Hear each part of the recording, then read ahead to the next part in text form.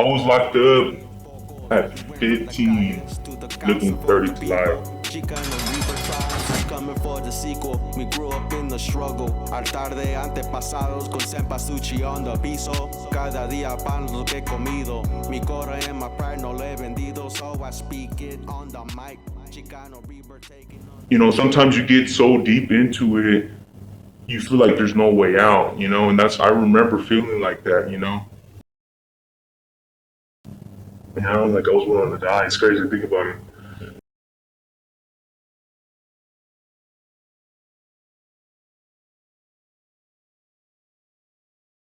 Hard times never took the easy route. Hustling and grind, that's what we about. Clocking in 100 when you see us now. If you seen what I seen, what do you believe me now? Hard times never took the easy route. Hustling and grind, that's what we about. Clocking in 100 when you see us now. If you seen what I seen, what do you believe me now? Where do you go to prison, see me bleeding out? I know this, they all wanna see me now. Made it on the front page, can you see me smile? Weight of the world, most you wouldn't last a mile. Changes in my life maintainer. When it comes to thinking critically, I stay dangerous. AB's my GPA is famous. Everything I do with my art stays aiming for greatness. Underdogs with degrees we chasing. Ain't a bone in the world that wouldn't wanna taste it. I just wanna speak like scholar dudes, make a statement. Hey fool, they're just kids, don't put them up in cages.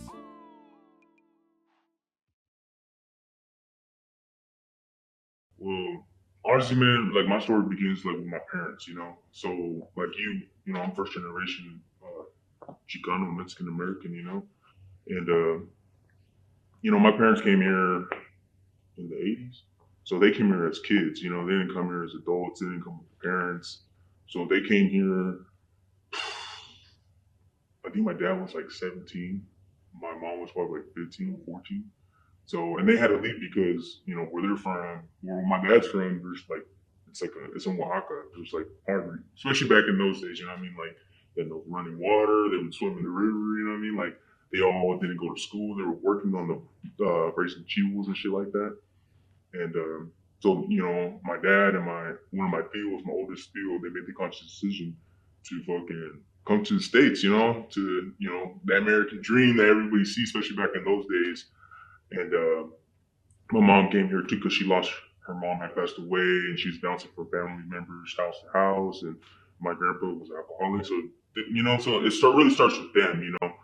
And you know, for me, you know, like I didn't always live in the city, you know, like we used to live, like I was born here in Portland, and we had lived here, and then you know, all my family's here, you know, but my dad had got an opportunity to work in the Tulips, and so it's like a little country town, like north of here. It's probably like 40 miles from Portland, 30 some miles. So going back and forth, you know, from Gresham and here and there, you know, culture here was great because like I had all my family, we had like all the traditions, we would have the get-togethers and kick it with my primos and my primas, and it always felt good. But then when we had to go back to the town where we're at, it was like there wasn't many Mexicanos because it's all like kind of like farmland, you know. So the only people that were there were campesinos, so they would be there only for a little bit and then they would bounce out, you know. So there wasn't many kids that would stay and grow up with us, you know. It was seasonal work. It was seasonal work, you know. You know, eventually my dad moved up, you know, was able to do better for himself and that. But having one side of being Mexican American, right? Like Denzel Julio said Mexicano, but at the same time, you're not fully Mexican. You know what I'm saying? You're a Pocho, you're like born here, you're like, you're like outsider in a way, you know what I mean? But then I grew up here, where like, you know, like I love football, I love to play baseball, I love all these other things. But like the only people there wasn't many people who looked like me doing those things, right? And you know, I remember when I was younger, you know, I would just talk to my brother about this too, because uh, we loved living there, but at the same time we hated living there because of like the different culture differences with people, you know what I mean? And we would fight with other kids about it, you know what I'm saying? Because we wasn't going to get pushed around, you know, for being disrespected. And there's a lot of that. And there's a lot of that, you know, especially like in a rural community, you know, like it was like that, right? So for me, like I really didn't know what being Chicano even meant, you know what I mean? Because we're in the Pacific Northwest, you know, I think that whole identity of Chicanismo is like it's deeper like in the Southwest or in Colorado. You know, not so much. I mean, now it is more because like now we have second generation of Mexican Americans here, right? There's a lot more schools and people who look like us, but for us, first generation Mexican Americans, we had to break that barrier, you know. And I'm a little older than you. Yeah, you know, I'm a little older than you, so like I remember when you just start seeing more Mexicanos and you would feel that too. But like I said, you know, like we're not fully Mexican either, though. You know, we're we're just as American, but not as American. We're just as Mexican, but not as Mexican. You know, and you know, fast forward into my early adolescence, you know, I think that was a really hard thing to comprehend, you know, because, you know, here I am going to carne asadas and listening to rancheras and doing all this stuff while all these other kids that I was cool with too was like having better life circumstances, you know what I'm saying, economically, financially, better home lives, you know, and I'm not going to talk too much about my parents, but they had a lot of struggles, you know, and that struggles led to me and my brother kicking it with homies and shit. Yeah, and it was hard for me to understand the sacrifice they had put to even come here. You know what I'm saying? Because here I am not understanding why we live like shit. You know what I'm saying? Here I'm not understanding why, you know, like I used to be really well in sports, you know, when I was little, but we couldn't afford to be on the team that would go travel and shit. You know what I mean? Like it was just public schools, sports, and that was it. And we were lucky to even do that. We'd rather just play football with our cousins at the park and shit, you know, or family parties and but that urge of wanting to be part of something, right? Like every kid wants that. And, you know, as we were starting to get mixed into the street life, we find an identity of what we thought was Chicano, right?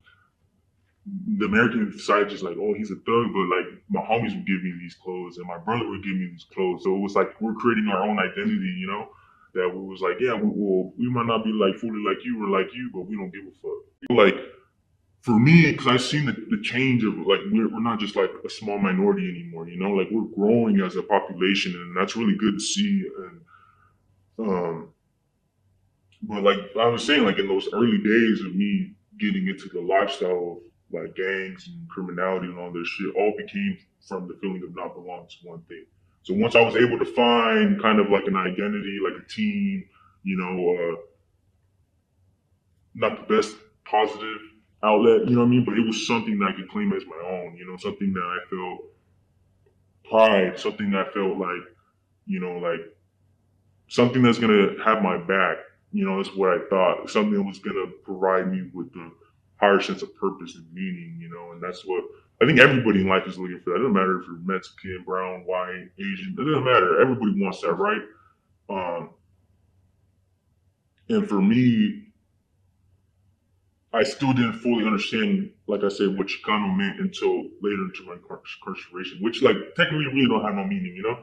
Like you can make it whatever you want it to mean, but for me at the time I thought it was like sangre por sangre, you know, like you know, on some gangbanging shit, you know, on some American me shit, you know, right. Like this is the pride, this is my identity, and I'm willing to defend it, you know, I'm willing to defend it because I know I'm not I'm not like everybody else. I remember that kind of that turning point, you know, of where I was like, you know what, I'm gonna run with this and I'm gonna leave all the stuff that I really wanted as a kid behind because that doesn't belong to me. It's what I thought, you know. I remember that point, like I was probably in middle school, right? And like I was doing better in school. The coaches liked me. They were like, you know, we'll help you out to get your grades up because I wasn't doing grades. My home life wasn't the best, you know. So it was just like it was just us siblings raising each other, you know. And I love my siblings, and I'm proud of that, you know. But now I look back, I'm like, dang. So that tipping point had happened, and my dad went to jail, and the man in the house became my brother, you know. And my brother's still a little ass kid, you know. This is like before he was all the way cholo and shit too, but we were just misbehaving, you know. And one day, you know, they told me like, hey man, you can't be on the team, you know, you come to practice, but you can't play in the games. And I was like, man, fuck this. And my brothers like picked me up from school that day, and you know, we got into some shit, and it wasn't like the best situation, but to feel like I had some power and control my life by doing something negative made me feel like what I was wanting from the team, what I was wanting from my home life, It made me feel like I was in charge of something for once instead of just being told no, no, no, or you're not good enough, or you don't belong. You know what I mean? And I remember that feeling, and when you have kids, leading kids, it's not the best thing at all. Like kids don't, aren't fully developed, or hard headed, and a trial and error. It really is. I look at my own kid, and I have to let her trial and error learn as a baby. You know what I mean? But it's like not having that strong connection to school or to our community. And then back in those days too, it's like parents were working. Like I remember my mom was working 2 jobs, my dad was working all the time. Like they're not really always able to be there for you as much as they want to be. And I couldn't understand that as a kid. So I'm gonna go kick it with the group that is there. And my mom was working. Like I had a place to go eat with the homies and, or get clothes and like it was that good part of the kind of at least the good part of that culture, like they were looking out for me, they were looking out for me. But at the same time, like we were getting drunk and I was like 11 years old, like smoking weed with my cousin and my brother, and I'm the youngest one, so I'm carrying all the stuff that you're not supposed to be carrying, because they're not gonna pull you over, and just that way of thinking of what that was how I viewed it as, right? Because here I was listening to Chicano rap, here I was, like watching these movies, and then here I am in real life kicking it with the homies, in real life fighting other people that look like myself and not running away. I remember like getting in fights with like grown ass men, and we're all like a bunch of little ass kids. And it's like you just felt, running in packs and just feeling a sense of safeness and the craziness. You know what I'm saying? Like you had somebody back you up and somebody was gonna look out for you, and it was like that for a good portion, but it just like not all that is gonna always lead to the best outcomes. You know what I'm saying? Like drugs get involved, violence gets involved. Yeah, so that's what it ultimately leads to is either drug addiction, prison, or death. And for the few of us that did make it, it's not easy, bro. It's not easy to come out the other side saying like I'm strong enough and have the resilient enough to not move past it, but evolve from it. You know what I'm saying? And so because of that life, I made a lot of really, really, really fucked up choices. Uh, before my incarceration, I was like heading to drug use. I was living on the streets. My brother had went to a youth prison. So the person who I felt really had my back was gone. So I was out here fending for myself in the city of Gresham, just running amok. And like once you're like get heavy into it, even as a little kid, like I was a little kid. I thought I was a man, but I was a little ass kid, and you get so blinded into the cycle of destruction, bro.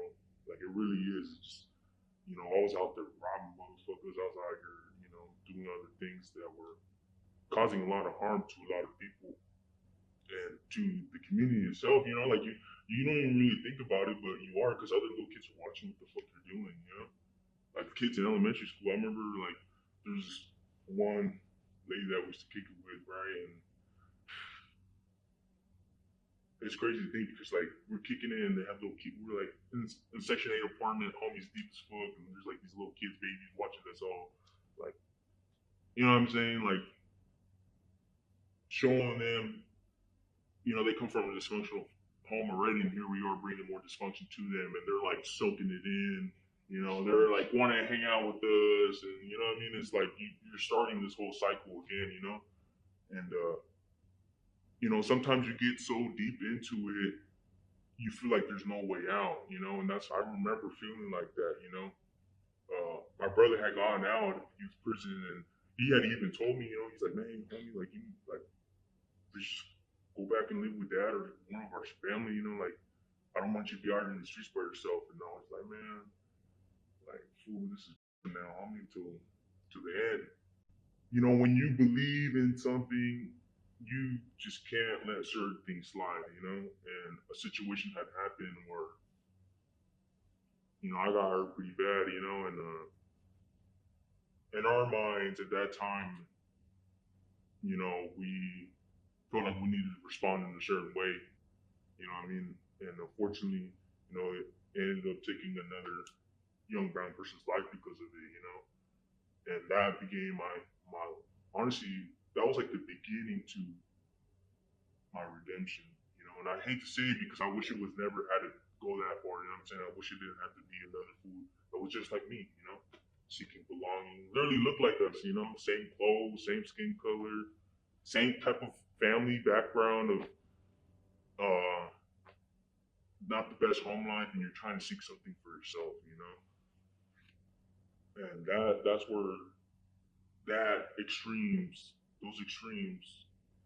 create a disaster, bro. A crazy fucking disaster. And I was locked up at 15, looking 30 to life. Life sentence and 30 to life with no chance of parole. yeah. So, and this is like during the Measure 11 days, so it's like automatic, day for day. You're not gonna get any good time. You're not gonna get none of that shit. And I remember like we had did that crime, we didn't get caught, and then I was still out here just like, bro, like I was willing to die, bro. Like I was willing to die. It's crazy to think about it. It's like, and then I was out here still doing crimes, still doing crimes, and I got caught up. Got later. Later, I was indicted with the crime, and at that point too, I still didn't even like, I still couldn't even comprehend everything I had done. In my head, I was just like, this is what I'm supposed to do. Like this is like the ultimate,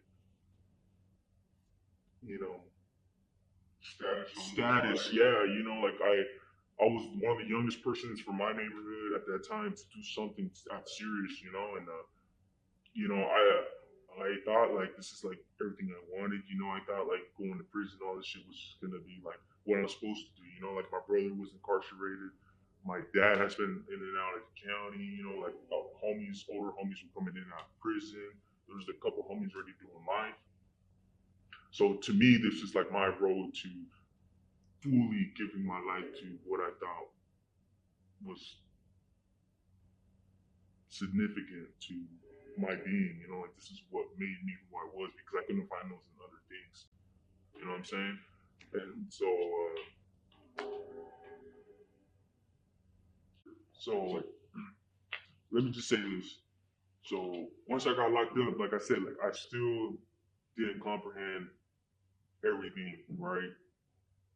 But it was crazy because at Donnie Long JDH, there was a staff in there that was my gang counselor, that was in the streets in the community, because I used to be part of this gang originally called Programming Spano. I think I only went like for like the yeah, I only went for like because they would give us like bus tickets, for the Trimen. I would get sick of getting pulled over by Trimen. They always harass me, and well, I mean, me too, being dumb, you know what I mean? Start shit, But I remember he told me, he was like, "You think it's this and that, but it's not, bro. And if you keep doing this, like, you're gonna get killed, or you're gonna go to prison for a long time." And I remember he told me that, and like he was just, I knew he was being a little hard on me at that point. It's because he knew, like, right before I committed my crime, literally this is like probably 2 months before I committed my crime, and he told me this shit as just as a desperate warning, like, just listen, bro, like I don't want to see this happen to you. And it's crazy because I saw his ass in there, and he's like, damn, like, and I was on the news and shit, so it's like he already knew. And he was like, and I'm over here like thinking like, I'm getting letters from homies in prison. I'm getting letters from my brother in county. So I'm getting all this information of like how I'm supposed to be conducting myself in here. And a lot of it wasn't very good. You know what I mean? But they were trying to soldier me up to do this time, because they were like, damn, bro, like you might be in here for life, bro. Like you might not go home. And I was like, fuck, you're right. But one thing they did tell me was like that I took serious was culture, physical, physical and mental strength, and then education. So, and I'm thankful because the homie that told me that, like, he passed away, bro. Like, he gave, it's like do as I say, but not as I do kind of thing, And he was such a strong individual in the system, but then he get back out, and we'll get to that. But so I'm getting these letters, right? And then I see that dude that was like my counselor, and he had to start doing a Chicano group in there for like all the little Mexican kids in there, cause like it's crazy. Monoma County, bro, even to this day, like we're still a minority, bro. But you go into those pods, into those units, it's all black and brown kids, bro. Literally, from Washington County, Clackamas County, Monoma County, it's all kids of color that you see in there. We're the majority, I was like, God damn. So he takes us to his group, and he does like this PowerPoint, and it was like he's talking about like Rodolfo Corky Gonzalez, Reese de Nia, Angel Gutierrez from Texas. Some success, yeah, some of those like main Chicano dudes that you hear about, and like it got me interested, It's like, man, and he's like, and it was funny too because he put like a slide of like like what you guys think Chicano means, and it was just like North de Sud, like the rappers and Diggies and the Cortez, which is a good part of it too. Don't get me wrong, it's just style, but what comes with that too is all that a lot of negativity, a lot of destruction. But here's this other side of our Hampton that I had never even known about, about like all the civil rights stuff that we're doing in the '60s and the land grant stuff in New Mexico and Arizona that we're fighting for. Like we're from here, bro. Like this is our ancestral grounds too, And I didn't fucking know that, what I mean? Like they're not gonna teach you that at school, you know what I mean? And I was like, damn, bro, what the hell? And he gave me this book called Occupied America. Yeah. Well, no, first he gave me Always Running. I read Always Running first by Luis Rodriguez. And I was like, damn, fool, this fool's life is like mine, And I think that was like the first time I read a book, like from cover to cover, like in my whole life, bro. And then they gave me Occupied America. It was like one of the very first editions too. It was like falling apart and shit. And like I couldn't really understand a lot of the words because it was like kind of like a scholar kind of book. And then there was this other book I read too. It was Chicano. It was like I forgot who wrote it, but it was just talking about all the different social activists and like more in depth, other than just Cesar Chavez that you always hear about, and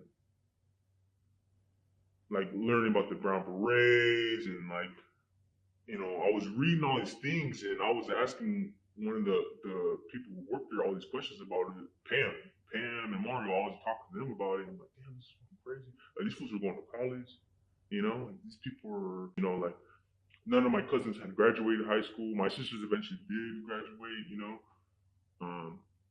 but nobody was going to college. Nobody was doing these things that, knowledge is power, bro. And then when you get a different perspective of like who your people could be, instead of just be so enclosed of just thinking, oh, I have to be this certain way, then like, bro, that's like a sense of hope. It gives you aspirations to do something a little bit different and better for yourself. And like I said, here in Oregon, we don't have that strong connection to Chicananismo like they do in the Southwest, where they had people generations leading the way of change. I mean, they're still struggling, they're going through the things, you know what I mean? But people like them who look like themselves were making moves, positive moves, providing for the community's breakfast programs and all this crazy stuff. And here I am, sitting in jail like, fuck, bro, what am I doing? But at the same time, I'm like, bro, like you're gonna be here forever, so it's cool you're learning this, but you're gonna have to put some shit to the side because you have to run everything else around you. Kind of callous yourself. Yeah, yeah, you know what I mean. You have to challenge yourself because in that time, like I thought like I had any disrespect I could take off on somebody, or once some fool hit the unit, like I had to go hit them up, and then they say the wrong thing, automatic, And that's just the way I was raised, from the streets to the older homies and to my brother, My brother's still like that, and and he's all 30 years old, and then he talked about too. It's a hard thing to break because it becomes who you are because you have no hope, So, but here I am having glimpses of hope through reading books and shit, like, reading books, that will change your mind, Yeah, it's empowerment, bro.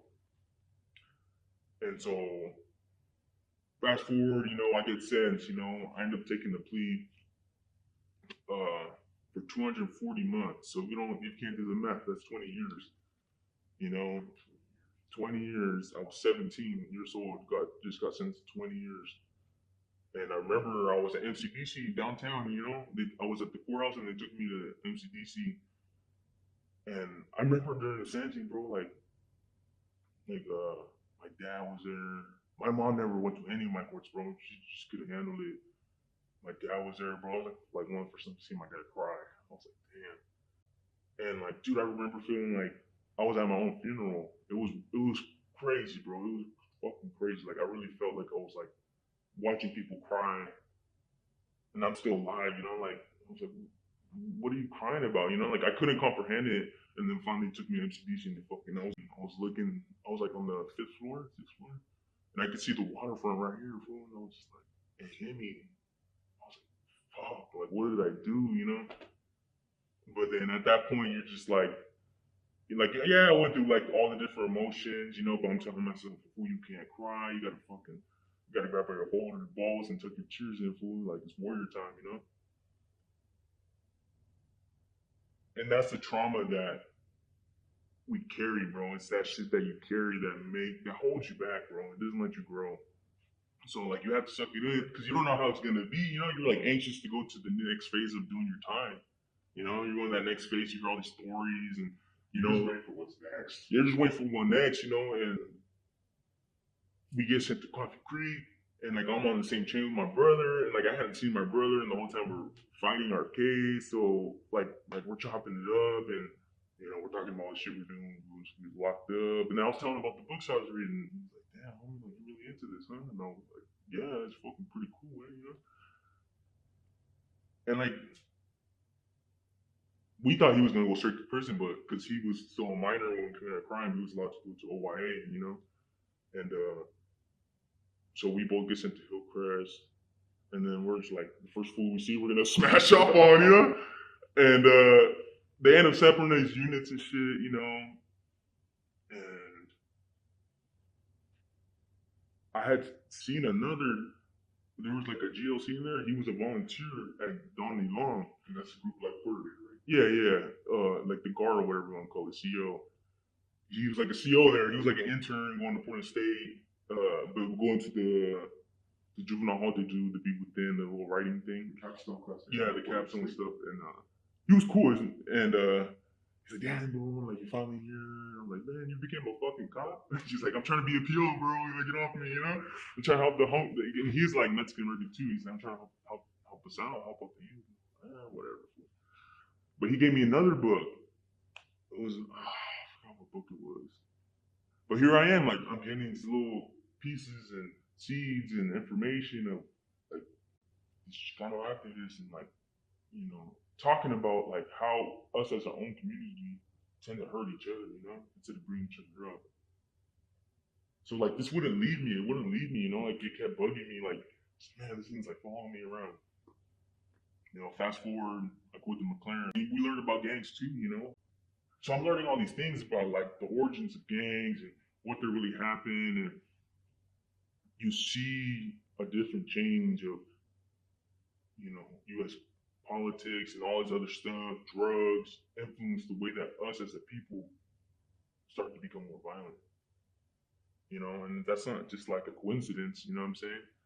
So here I am learning all these things, and I'm like, what the fuck? This is what this Chicano activist I was reading in these books is talking about, Like we could be better, bro.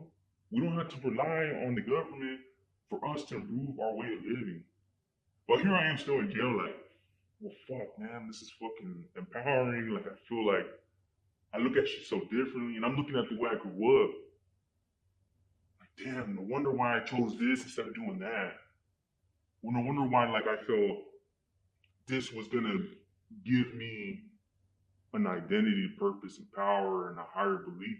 Your circumstances, you're like back against the wall, and the cool thing about Carlos and Kathleen, like they were like the only people willing to do these groups for us. This whole partnership. Like they're the only motherfuckers that wasn't like, fuck you, you're a scumbag. You're here for X, Y, and Z. You have no hope. Why the fuck would we invest in you? you're gonna be doing decades. So why even offer you anything, right? Which is a valid point, because that's the way we look at institutions and punishing criminals. And like, don't get me wrong, I feel like people need to be locked up, bro. No, I'll be honest, bro. Like, there's some fools in here that need to be locked up. That's how I feel. But you have to give people opportunities to grow. You know what I mean? You can't just be like, you can't do one without the other. You can't. Like, you have to give and take, bro. There has to be a balance. Like, yeah, there has to be like consequences for negative behavior. We might have different views on that, but I think there should be. But also, there needs to be an opportunity for people to grow and learn and just plant seeds of change. That doesn't mean everybody's gonna take full advantage of it. Like, I did not fucking think I was gonna be the one to do the things I did while I was incarcerated. To change, to fully change and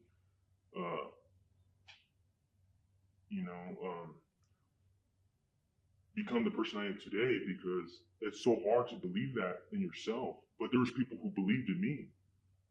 Another Chicano man who looked just like me, who went through similar circumstances, who was able to navigate and go another way, right? So here was this person coming every week, and Kathleen every week providing all these groups. So I was like going in groups all the time. I'm still like kicking with the homies, and we was pretty deep back in those days, and it was like our stronghold, But it was like, but it was still cool, what I mean? It was cool to learn, and like I was saying, I was believing in a different person of what it means to be Chicano, for me at least, and I would try to tell the homies, they're like, yeah, whatever, like, where's the coffee at? Where's the snacks, Like, that's cool, at least they're going to a safe place to learn something new, and I got in a couple fights, and I beat somebody up, and they're like trying to send me to prison, and like possibly like assault charges and shit, and I'm just like, fuck, more time, but fuck it, whatever. And then I get a letter from my brother, and he was like, I hear what you're doing, like, stay down there, bro. Like, there ain't no rush to come up here. He's like, there ain't none of this shit up here for you, He's like, we already know you're down, we already know this and that about you, just try to go to school, just try to go to school. Like, kick it with Kathleen and Carlos, just do that, And I was like, fuck, okay. It was weird not to be able to recognize, like, Yeah. looking out for you at that point. Yeah, he was trying to look out for me, but in my head, I was just like, I was hurt, I was like, man, fuck this. Like, this is all imaginary, because at the end of the day, like, we have this other side that we have to go through another transition of prison. And so, like, you have hope, especially for us who had a long time. Like, we had glimpses of hope, but then it was just like, it felt like it was a reality too, Like, I remember a lot of the homies who had live felt like that, And this is before all the law changes started happening, But I was like, you know what? Bird's right. I'll be there anytime soon anyway, so I might as well just fucking do what I gotta do here. And then I got involved in going to college. Oh, and here I was finding out I was pretty smart. I'm not just dumb. I was taking these classes through Shemekita, and I was passing them, bro. And then I took a Chicano history class, and the book that we were using was Occupied America. I was like, bro, I fucking read this book. Yeah, I was like, I fucking read this book, And then I was getting involved into the culture stuff, like doing ceremony, doing the Aztec dance song, going to sweat lodges, temazcales, And at first we went, and I was just like, oh, it's like a homie thing, only homies could come, kind of thing. But honestly, bro, that's where I started finding the healing for my traumas and the shit I had did, and really like reflecting on myself, as a human being, like learning to forgive myself, bro. Because when you don't forgive yourself, it's like a baggage, bro. Like, you just like, man, fuck everybody, fuck the world, fuck me, Like, I'm a piece of shit, so I'm gonna keep being a piece of shit. Like, why would I want to change, Yeah, you dehumanize yourself, because everything else is already dehumanizing you. What's one more? Like, you were dehumanized as a kid from school to going to the law system, you know what I mean? To committing a crime, like, we dehumanize each other, bro. Like, I didn't look at my victim as a person. I saw him as an enemy, as somebody trying to take my life, so I gotta do the worst I can to him, instead of looking at him as a brother, because Gone to the same hurt. yeah, gone the same hurt. It's got the same fucking hurt. So this whole identity Chicanonismo really involved for me in jail, bro. And so, I was doing good for myself and doing these groups, like me and a couple of homies, we started, remember in the visiting center, they had the kids area? We got that started, bro. We did that. We made these flyers and, we reached out to PCC. PCC got like a bunch of people, like a bunch of Chicano kids. It was crazy, to help gather toys on campuses. Like the guards were bringing toys and stuff because we're like, man, we might be here because our actions, but our family, it ain't their fault we're here. So like, why make them suffer while they come see us? Like, let's make it a little bit more humane. You know what I'm saying? And so we did like a toy area, and then Kathleen was really empowering us, and Carlos really empowered us to take charge of our own communities, bro. What does rebirth mean in that sense? Yeah. So fuck, that's a big question because it's right. It's like it's so complex. It's not just like a short answer to any of this. But for me, it was like getting support from others, right? To truly believe in me that I can believe in myself. That was like the first step, right? Um, the second step is discipline, bro. If you don't have, I was disciplined in my workouts. I was disciplined in making sure I was calling my family. I was disciplined in doing my homework. Like I created these own structures of discipline for myself because just being incarcerated, that's what you have to do. You have to create a routine and stuff like that, right? But sometimes we focus that stuff and stuff that's not really that important, which is okay, whatever, everybody develops and grows at different stages. But for me, like, I was like, man, I gotta get on my shit, like, yeah, I'm still from the hood and all this other stuff, like, that's good, but time is ticking, before I have to bounce, so I'm gonna do what I can. But slowly I started seeing the shift of like people that I was close with, you know, they're coming home from prison and man, to see that, hear about them getting killed, being 3 months out, yeah, I was like, what the fuck? And this is one, like I said, one of the homies had first Romeo and put me on game. And like I remember him when I was a kid. Like my brother was a lot more closer to him, but seeing him, like he was like, bro, he was like fucking Superman. Like everybody respected this. Like through some different neighborhoods, bro. And like everybody has, you have to pay for your consequences, bro, no matter what. But seeing all these different things and then seeing what's going on with my brother in prison, hearing about what's going on with my brother in prison and just how he's living his life, bro, I was like, bro, this is too much. Like I'm doing all these crazy good things and I'm still part of the hood and shit, but I could be a little bit more, bro. I see other people are looking up to me now. I see other youngsters, other Mexicanos in the jail looking up to me and coming up to me and asking me, what should I do? And that was like, by helping others, you're helping yourself, bro. You, it feels good to help people, bro, huh? It does. But it hurts. It hurts. Like it's a lot of sacrifice you have to do. But I had to make that final choice, and it was just up to me, bro. It wasn't up to my brother. It wasn't up to my parents. It wasn't up to Kathleen, to Carlos, to anybody. It was up to me. Like, what am I gonna do now? So I made the decision to step away, and that was the hardest fucking thing I ever. I felt like a fucking bitch. Like to be real. I was like, everything I had sacrificed, my freedom, my friends. Like I was like, I just gotta step away, bro. I still have the self belief that I can do something better, bro. And once I started learning, I realized like what I had done was literally to my brother, bro. Like not my brother, but like my victim. Like he was my brother. He was just like me. He was me, bro. Younger too. So it's like I took this away from this person. Like even though I went through so much shit, I hurt people hurt me. I've been physically attacked. I attacked others. I have scars. I have emotional wounds, but I'm still here, bro. I'm still here. I'm still here to able to right my wrongs or just fucking say, be a piece of shit and just fucking keep going down the same path. And almost like Sabbath kid, like I could do more good by doing good, bro. I don't need to keep doing harm. You know what I mean? Like I can give other fools a different perspective, so they don't have to go through the same hardships I did. You know? And so I did. I left, and you know, I was fully invested in like helping others. But then I started mentoring and doing these other things, getting guys to go to groups. But then, it was kind of around that time when I was going to go to prison. I was kind of getting burnt out. But there was a lot of talks about laws changing, and stuff like that. And so, other people were going for it, and I remember like I didn't feel like I deserved it. And this is the SB 1008. Yeah, SB 1008. You had a hand in that, didn't you? Yeah, so we had talked with other people that were in the Senate, and we gave our like testimonies, and we were given a platform to speak for ourselves, and to shed light of, youth crime and youth involvement in violence, and what some of the aspects of that is. And through that, it was like I was going through the short justice process of giving back for the harm I did,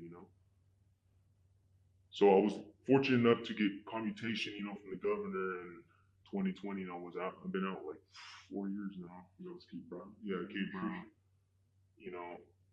But even with that, I took even a bigger step. Yeah, the victim's mother, and talking to her and going through the circle, and I won't get too much into that, but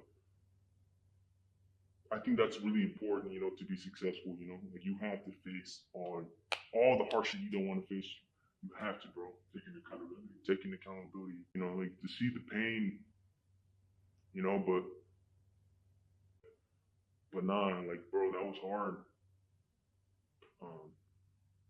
I think that helped me a lot to now go back, because like I said, when I got out, like I came back to the community, and it was worse, This is like 20 COVID, like COVID, post COVID, and like all the shit was going on in the city, all the drugs were hitting the streets way harder, yeah, fentanyl, crack, like all this crazy stuff, and I'm just like, well, I was fortunate enough to have a support system when I got out. Like that's another thing too, like you have to find something that's economically going to keep you stable, bro. Because I feel like that's a big determining factor of either you're going to go back to where you came from or try to move forward through the struggle.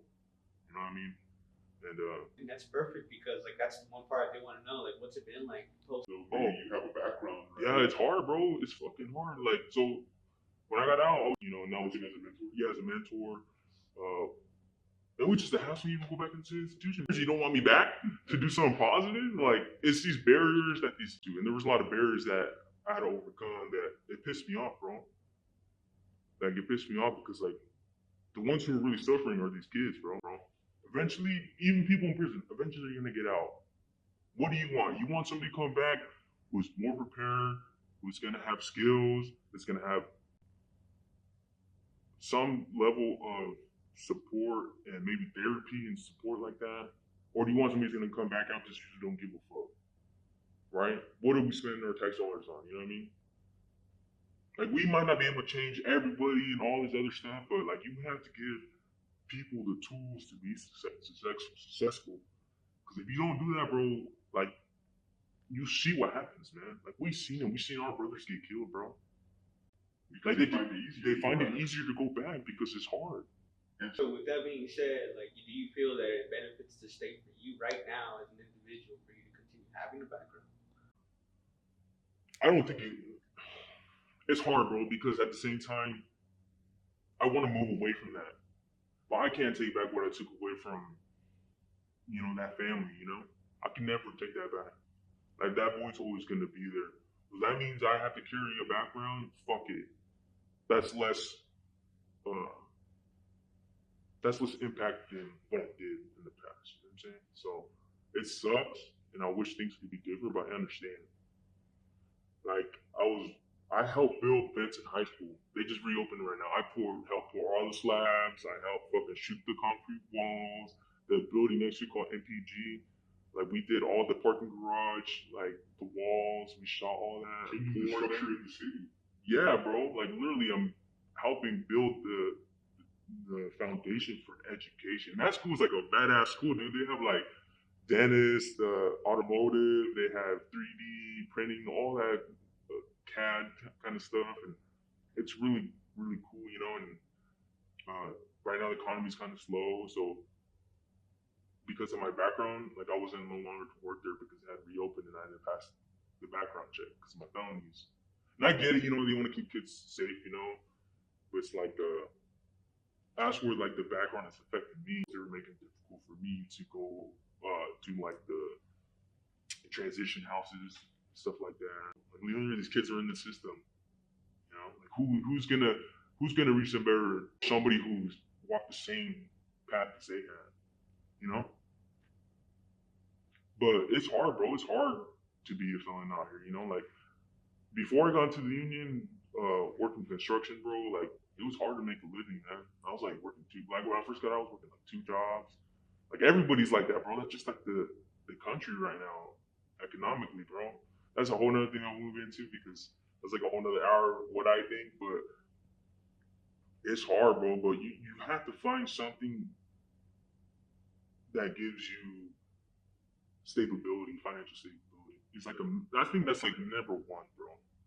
For me at least, you know, that's what's helped me out the most because I don't feel that. I do feel the pressure because it's hard work, you know. Like concrete is fucking hard work, bro. But I'm able to provide for my family. People need to find good jobs that give you a real living wage, have a good support system, and honestly, just stay busy, bro. You have to stay busy because once you start like staying stagnant, it's like it's easy to go back to what you know best, you know.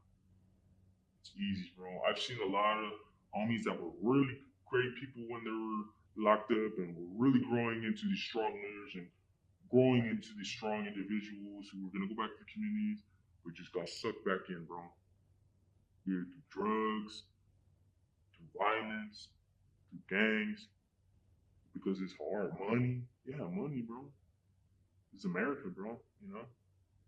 And it sucks. It has to be like that, but it doesn't have to fully be like that, you know. Because I'm a true believer of like hard work. You know, gets you results. You know, it might take a while, it might take forever, bro, but you just have to have that discipline, bro. You have to keep that integrity intact. You know, and the best way you can do that is by being around other people who are doing have that same kind of vision as you. You know, and it's hard because we all have families now or relationships or other maybe even crazy situations going on, you know, but you need to find something that'll help keep you grounded, bro.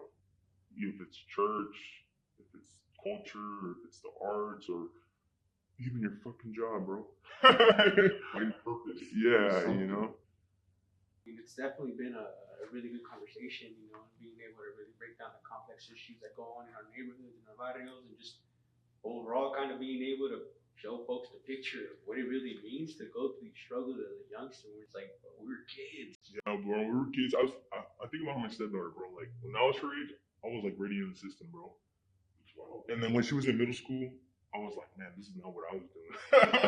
You know, once we are in our rebirth, once we Yeah. work, we have been able to kind of heal a little bit, and I think that's what we want to do. But we want to create that community because again, it's hard.